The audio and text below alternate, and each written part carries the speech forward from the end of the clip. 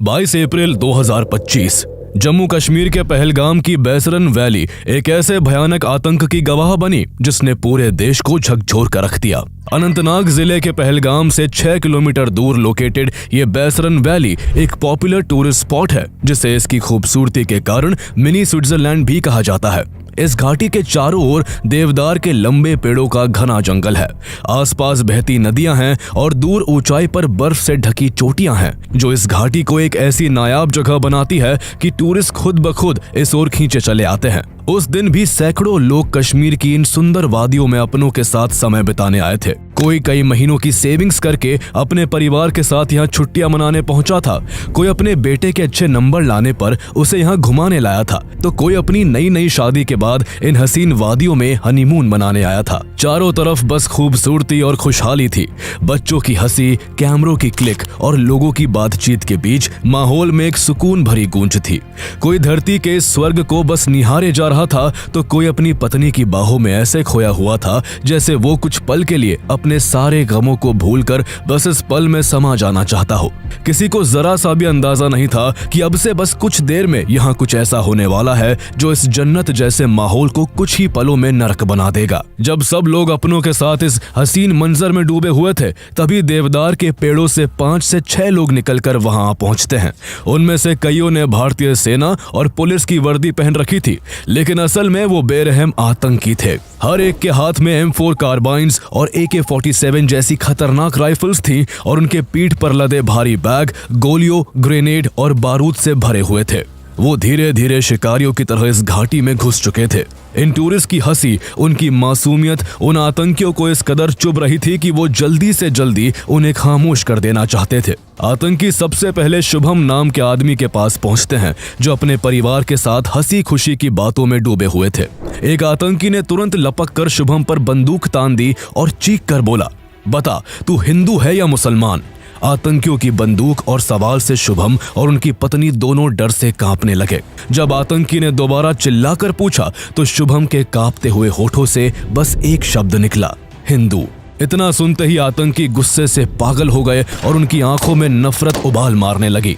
इसके बाद आतंकियों ने अपनी राइफल से अंधाधुन कई गोलियां शुभम पर दाग दी। शुभम के शरीर से खून का फव्वार छूट पड़ा और वो वही जमीन पर गिर पड़े। अपनी आंखों के सामने अपने पति को जान गंवाते देख शुभम की पत्नी रोने चीखने लगी और मदद के लिए पुकार लगाने लगी। इसके बाद आतंकी पूरी जगह में फैलकर हिंदुओं को निशाना बनाने में जुट गए। एक आतंकी की नजर इंडियन नेवी के लेफ्टिनेंट विनय नरवाल पर पड़ी, जो अपनी नई नवेली दुल्हन हिमांशी के साथ थे। उनकी शादी को महज अभी 6 दिन ही हुए थे और वह अपनी नई जिंदगी की शुरुआत कश्मीर की इन खूबसूरत फिजाओं में करने आए थे। लेकिन आतंकियों ने एकदम से उनकी खुशगवार जिंदगी को मौत के अंधेरे में धकेल दिया। आतंकी ने विनय के पास आकर उनका नाम और धर्म पूछा। जवाब में हिंदू सुनते ही आतंकी ने उन्हें भी गोली मार दी और आगे बढ़ गया। पीछे रह गई बस विनय की पत्नी हिमांशी, जो रोती हुई आंखों से अपनी जीवन साथी की लाश के पास बैठी उन्हें देख रही थी, जो अब कभी लौट कर नहीं आने वाले थे। 2-4 मिनट की गोलियों की गड़गड़ाहट से ही पूरी घाटी कांप उठी थी। चारों दिशाओं में बारूदी गंध फैल चुकी थी। गोलियों की आवाज सुनकर बच्चे चीख रहे थे, औरतें बिलख रही थी और मर्द अपनी और अपनों की जान बचाने की कोशिश में लगे हुए थे। कुछ लोग जान बचाने के लिए पेड़ों के पीछे छिप गए, तो कुछ लोग लगातार मदद के लिए चिल्ला रहे थे, लेकिन अफसोस उनकी जान बचाने वाला आज कोई नहीं था। अमेरिका में काम करने वाले कलकत्ता के बिटान अधिकारी कुछ दिनों की छुट्टी के लिए अपनी पत्नी सोहिनी अधिकारी और अपने 3 साल के बेटे के साथ कश्मीर घूमने आए थे। उनके बेटे को जब गोलियों की तड़तड़ाहट सुनाई दी तो वो मासूम बच्चा अचानक डर के मारे चिल्ला उठा, मम्मा साउंड फायर। उस मासूम की आंखों में ऐसा डर था कि वो समझ ही नहीं पा रहा था कि ये क्या और क्यों हो रहा है। बिटान ने बिना एक पल गवाए बेटे का हाथ कसकर पकड़ लिया और दौड़ने लगे। उनके साथ उनकी पत्नी सोहिनी भी थी, जो अपने परिवार को किसी तरह मौत के मुंह से खींच ले जाना चाहती थी। लेकिन उसी पल आतंकियों ने उन्हें घेर लिया। जैसे ही आतंकियों को पता चला कि बिटान हिंदू है, उन्हें उनकी पत्नी और बेटे के सामने ही गोलियों से भून दिया गया। चारों ओर भगदड़ मच चुकी थी। कुछ लोग गिरते पड़ते भागने की कोशिश कर रहे थे, तो कुछ लोग डर के मारे जमीन पर ही लेट गए, जैसे मिट्टी से चिपक जाने से मौत टल जाएगी। तभी एक आतंकी खून से सना चेहरा और आंखों में वहशीपन लिए लोगों के सामने आया और जोर से चिल्लाया कि सारे हिंदू एक तरफ हो जाओ और मुसलमान एक तरफ। सभी लोग सन्न रह गए, कोई अपनी जगह से हिल भी नहीं पाया। इसके बाद उन आतंकियों ने एक एक कर लोगों से उनका धर्म पूछना शुरू किया। क्या तुम हिंदू हो? जिसने भी हाँ कहा, अगले ही पल आतंकियों ने उसे गोलियों से भून डाला। कुछ ही मिनटों में कई लोग मारे जा चुके थे। उन सभी की सिर्फ इतनी गलती थी कि वो हिंदू थे। मन ही मन वहां मौजूद सभी लोगों में खौफ था। किसी को नहीं पता था कि अगले पल कौन मौत के निशाने पर होगा। इसके बाद आतंकियों ने नाम पूछने के बजाय उनसे कलमा पढ़वाना शुरू कर दिया। जो लोग इसे पढ़ नहीं पाए, अगले ही पल उनकी जान ले ली।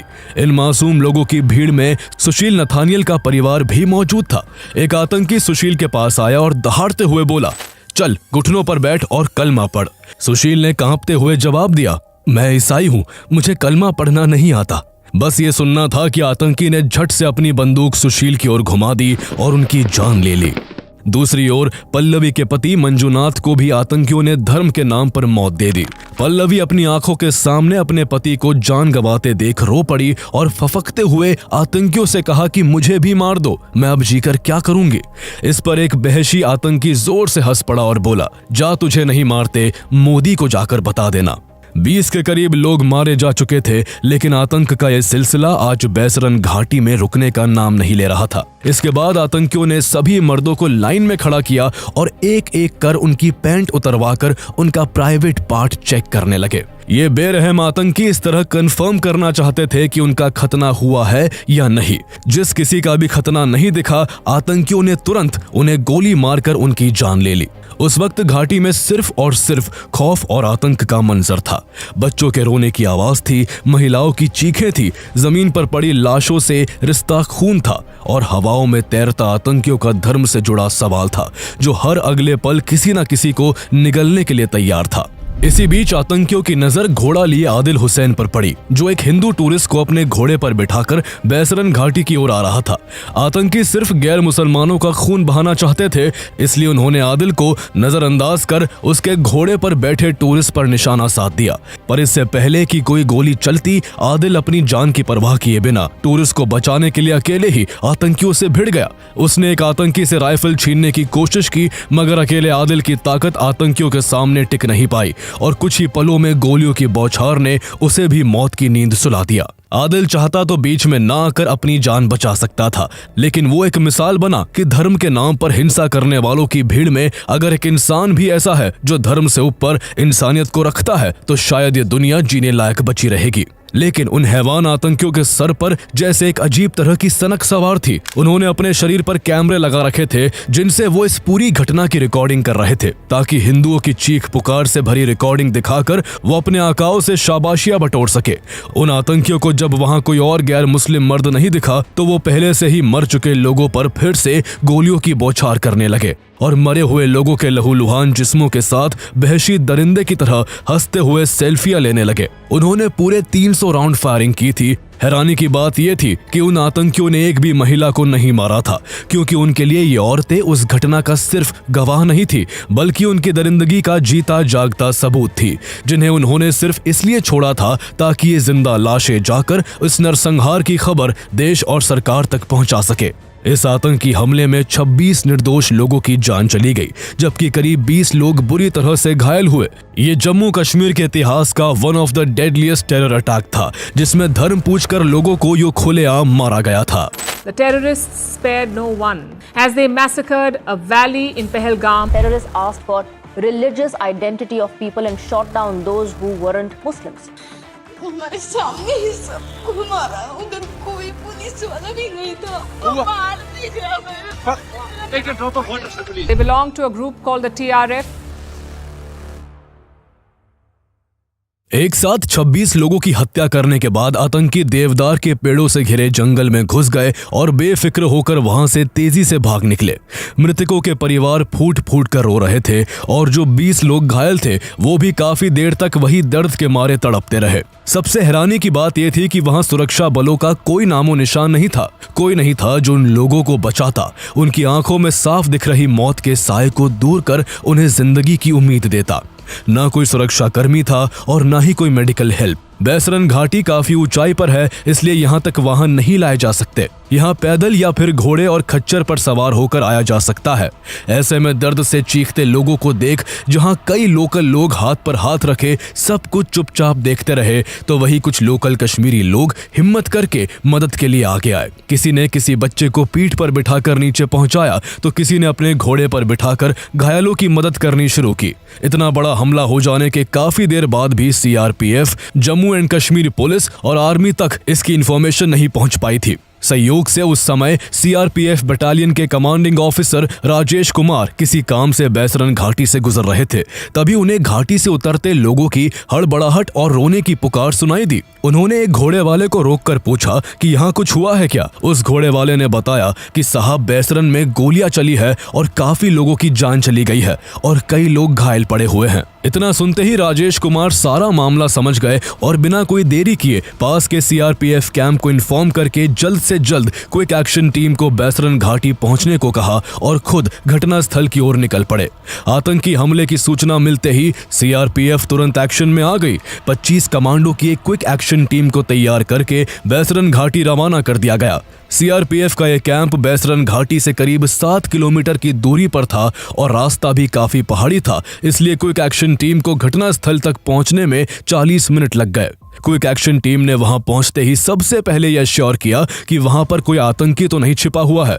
वहां उन्हें आतंकी तो नहीं, पर डर के मारे छिपे हुए लोग जरूर दिखाई दिए, जिनकी आंखों में अब भी मौत का खौफ था। इन्हीं में से 3 लोगों का गोली लगने से काफी खून बह चुका था और उन्हें जल्द से जल्द मेडिकल एड की नीड थी। उन तीनों को हेलीकॉप्टर से अनंतनाग के डिस्ट्रिक्ट हॉस्पिटल के लिए रवाना किया गया, लेकिन दुर्भाग्य से ज्यादा खून बहने की वजह से उन 3 में से एक घायल आदमी ने रास्ते में ही दम तोड़ दिया। बाकी के उन 2 घायलों को सुरक्षित हॉस्पिटल पहुंचा दिया गया। उनके अलावा और भी जो लोग घायल हुए थे उन्हें भी नियर बाय मेडिकल सेंटर्स पहुंचाया गया। कुछ ही देर में आर्मी और जम्मू एंड कश्मीर पुलिस की टीम घटनास्थल पर पहुंच गई और उन्होंने मिलकर एक बड़ा रेस्क्यू मिशन चलाया। हालांकि अब तक टूरिस्ट में इस कदर खौफ बैठ चुका था कि जब सीआरपीएफ के जवान उनकी मदद के लिए वहां पहुंचे तो कई लोगों ने उन्हें आतंकवादी समझा, क्योंकि आतंकी भी सेना और पुलिस की वर्दी पहनकर आए थे। एक महिला तो रोकर सीआरपीएफ के जवानों के आगे गिड़गिड़ाने लगी, प्लीज मेरे बच्चे को मत मारना, मैंने पहले ही अपने पति को खो दिया है। उस महिला का ये खौफ देखते ही सीआरपीएफ के जवानों के रोंगटे खड़े हो गए। उन्होंने तुरंत सभी को शांत किया और बताया कि वो भारत के जवान हैं और उनकी रक्षा के लिए आए हैं। भले ही इंडियन फोर्सेस बाद में घटनास्थल पर पहुंची और घायलों को रेस्क्यू किया, लेकिन इस हमले में हुई 26 निर्दोष लोगों की मौत ने भारत की सुरक्षा व्यवस्था पर गहरे प्रश्न चिन्ह खड़े कर दिए थे। वहां सुरक्षा बल का ना होना अथॉरिटीज की लापरवाही को दर्शाता है। सबसे हैरानी की बात यह है कि पहलगाम में हुए आतंकी हमले से पहले इंटेलिजेंस ब्यूरो को 4 अप्रैल 2025 को एक इंटेल मिला था कि पाकिस्तान के एक आतंकी संगठन ने अपने लोकल गुर्गों को हमले के लिए पहलगाम के होटलों की रेकी करने का निर्देश दिया था। ये जानकारी subsidiary multi agency centre SMACA के जरिए साझा भी की गई थी, लेकिन इसके बावजूद मौके पर एक भी सुरक्षा कर्मी मौजूद नहीं था। हालांकि बाद में भारत सरकार ने इस पर सफाई देते हुए कहा कि लोकल अथॉरिटीज ने सिक्योरिटी एजेंसीज को इन्फॉर्म किए बिना समय से पहले ही बैसरन वैली को खोल दिया था, जबकि हर साल इस घाटी को जून में अमरनाथ यात्रा के वक्त खोला जाता था। सरकार की सफाई पर भी गहरा सवाल था कि जब बैसरन वैली के खुलने के बारे में मैगी और चाय बेचने वालों को पता था, उन हजारों टूरिस्ट को मालूम था जो यहाँ घूमने आए थे, तो सरकार, सिक्योरिटी फोर्सेस और इंटेलिजेंस एजेंसी से आखिर ये जानकारी कैसे छुपी रह गई।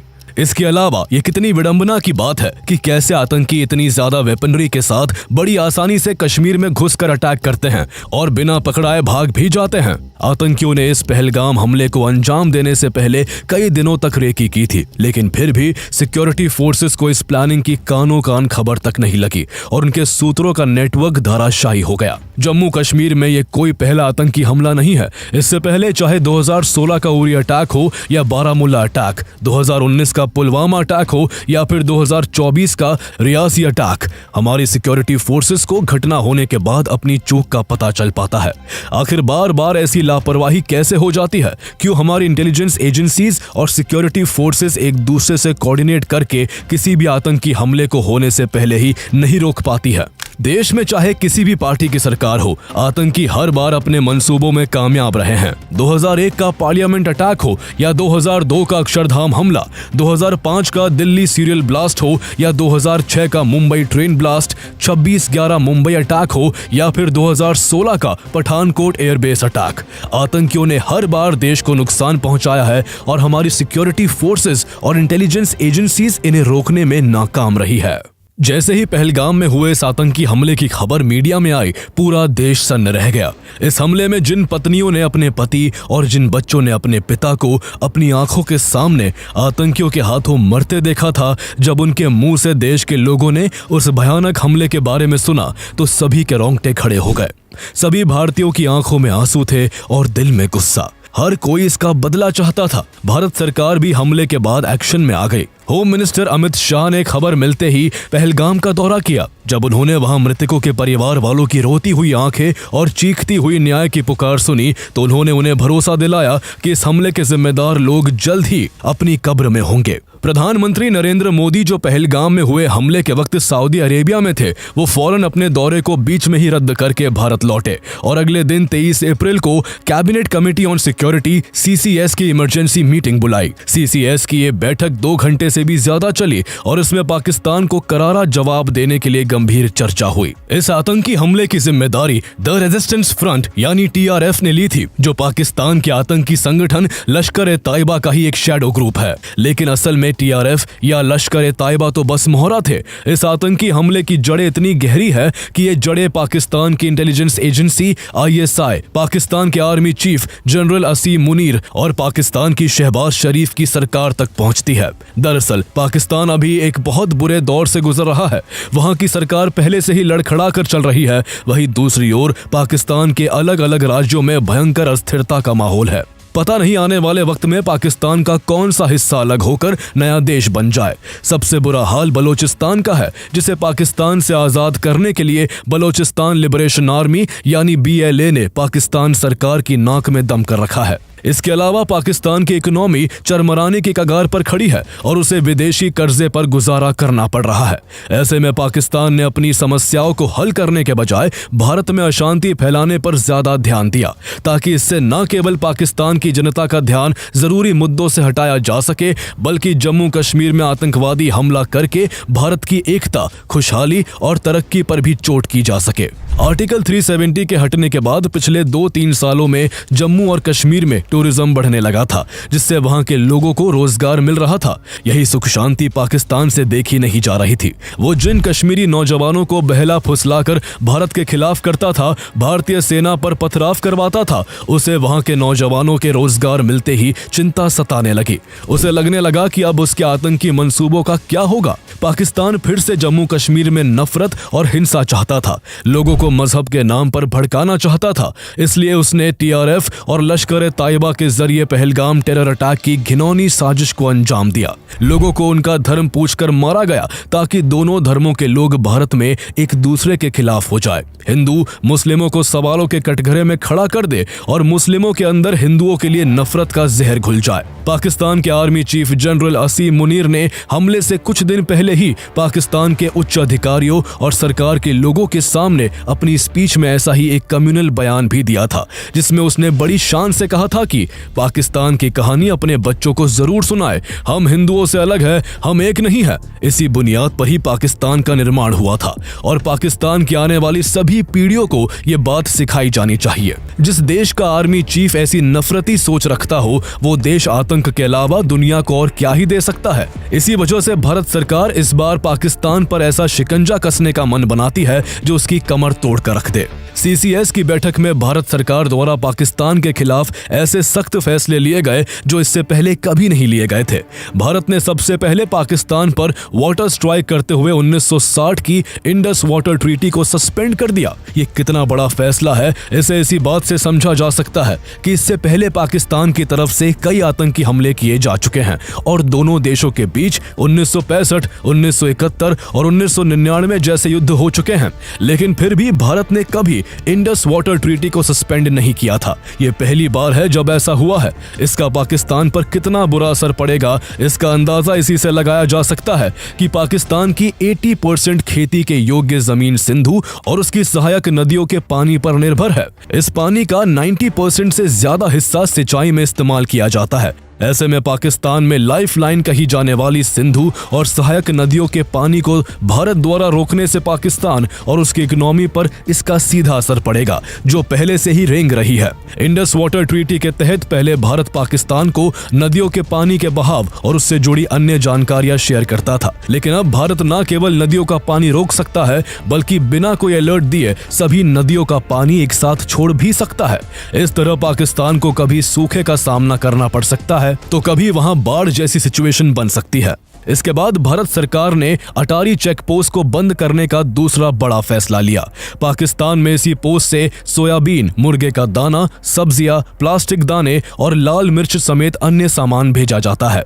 इसके बंद होने से पाकिस्तान को हजारों करोड़ का नुकसान हो सकता है। तीसरा फैसला SAARC visa exemption scheme SVES visas को रद्द करने का लिया गया। चौथे फैसले के तहत भारत में मौजूद हर पाकिस्तानी नागरिक को अगले 48 घंटे के भीतर देश छोड़कर वापस जाने का आदेश दिया गया और पाकिस्तानी नागरिक अब भारत का दौरा नहीं कर पाएंगे। इसका सबसे बड़ा झटका उन पाकिस्तानी मरीजों को लगा जो अच्छे और सस्ते इलाज के लिए इंडिया के हॉस्पिटल्स में इलाज करवा रहे थे। इन फैसलों से उन महिलाओं को भी झटका लगा जिन्होंने शादी पाकिस्तान में की थी लेकिन वो अपने बच्चों के साथ भारत में रह रही थी।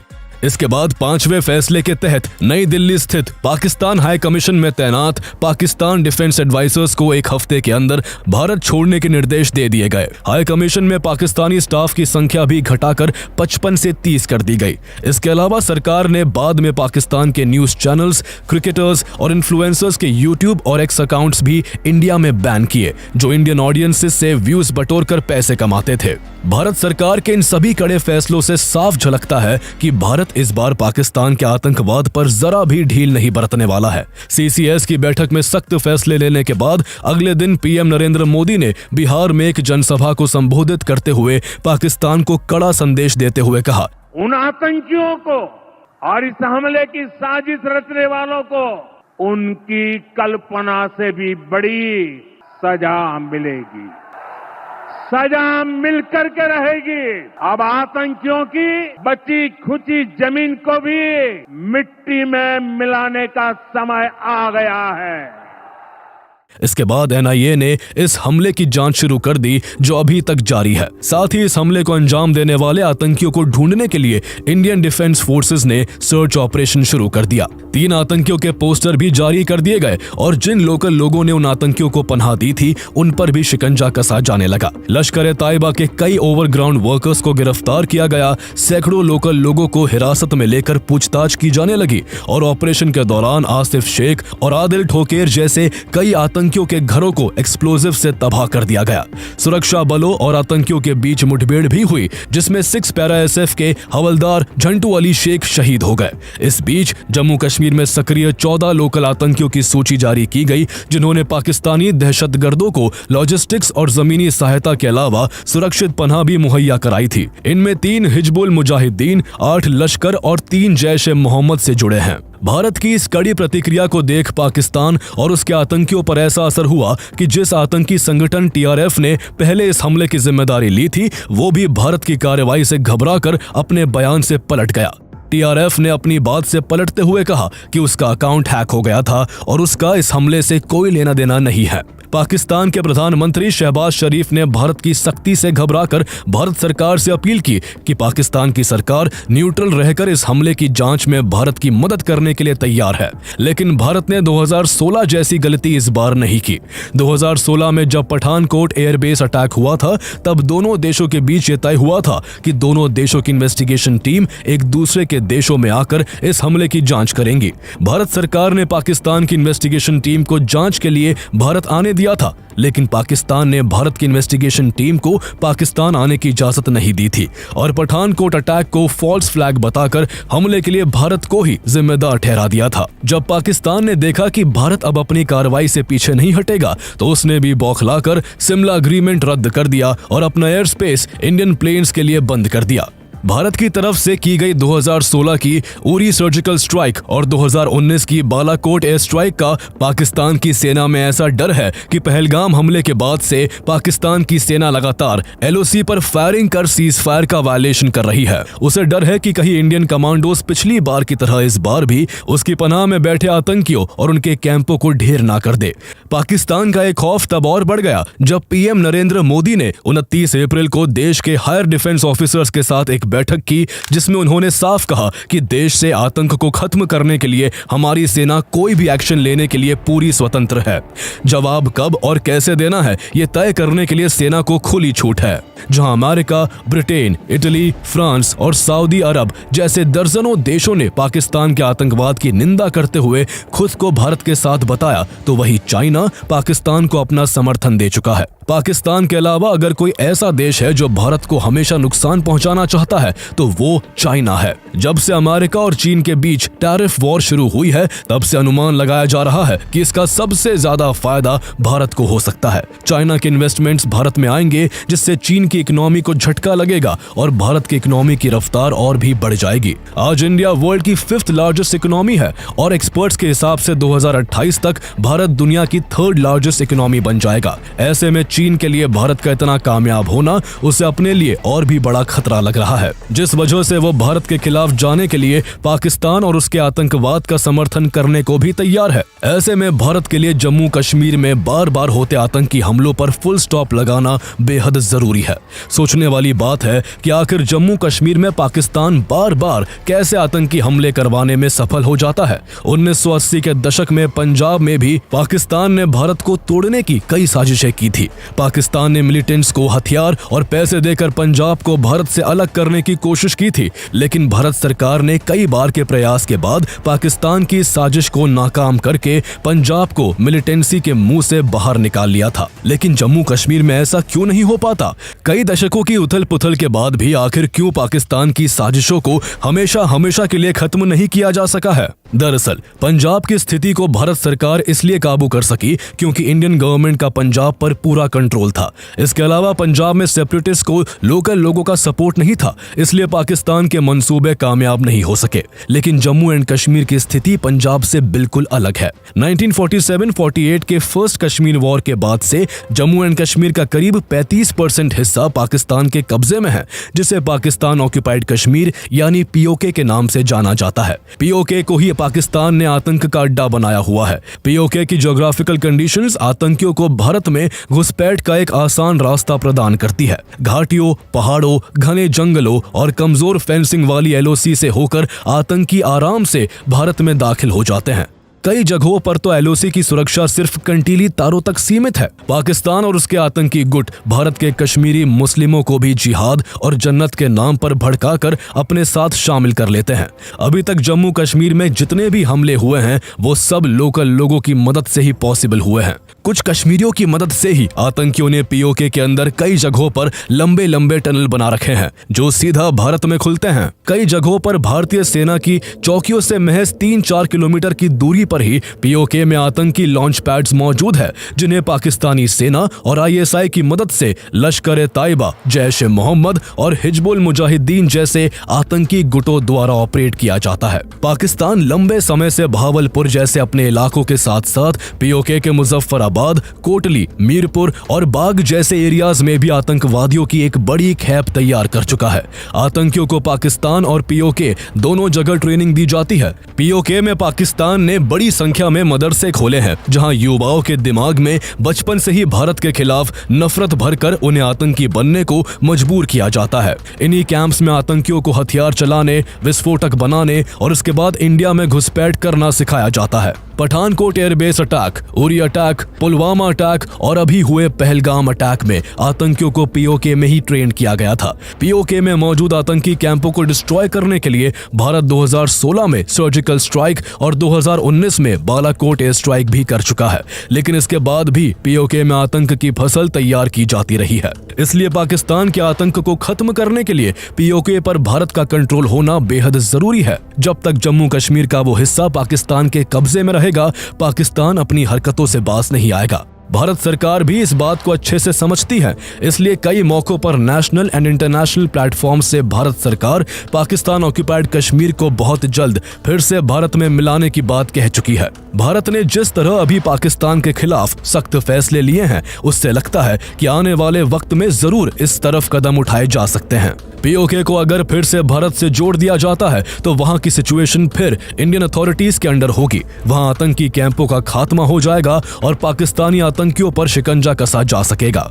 लेकिन पीओके को भारत में शामिल करना अगर इतना ही आसान होता तो सालों पहले ही ये काम हो गया होता। इस काम में कई जरूरी पेंच हैं जो भारत के लिए बड़ी चुनौती खड़ी कर सकते हैं। 1948 में भारत ने कश्मीर इशू को यूनाइटेड नेशन में ले जाने की एक ऐतिहासिक भूल की थी, जिसका खामियाजा भारत को आज तक सहना पड़ रहा है। अगर भारत पीओके को वापस लेने की कोशिश करता है तो यूएन का इंटरफेरेंस तय है। हालांकि अब भारत के यूएस, फ्रांस, यूके और रशिया जैसे वीटो होल्डिंग देशों से अच्छे संबंध है, लेकिन चाइना पाकिस्तान के पक्ष में वीटो लगाकर एक बड़ी रुकावट बन सकता है। और अगर कूटनीति से बात नहीं बनी तो भारत को शायद पाकिस्तान से खुली जंग लड़नी पड़े। ये युद्ध लंबा चल सकता है, जिसमें देश की इकोनॉमी पर बुरा असर पड़ेगा। दोनों देश के पास न्यूक्लियर वेपन है, इसलिए युद्ध की स्थिति में दोनों ही ओर से न्यूक्लियर वेपन के इस्तेमाल का खतरा है। इसके अलावा अगर युद्ध होता है तो चीन अपने फायदे के लिए पाकिस्तान के साथ खड़ा होकर भारत के खिलाफ युद्ध में शामिल हो सकता है। ऐसे में भारत के सामने दो मोर्चों पर युद्ध लड़ने की एक बड़ी चुनौती होगी। इसलिए भारत को हर पहलू को ध्यान में रखते हुए एक ऐसा रास्ता खोजना होगा जिससे पीओके को मजबूती से भारत में मिलाया जा सके, क्योंकि जब तक पीओके भारत का हिस्सा नहीं बनता, शायद पुलवामा और पहलगाम जैसे हमलों को कभी जड़ से नहीं रोका जा सकेगा। आतंक को जड़ से मिटाना ही उन 26 निर्दोष लोगों को सच्ची श्रद्धांजलि होगी जिन्होंने पाकिस्तान के आतंकियों के हाथ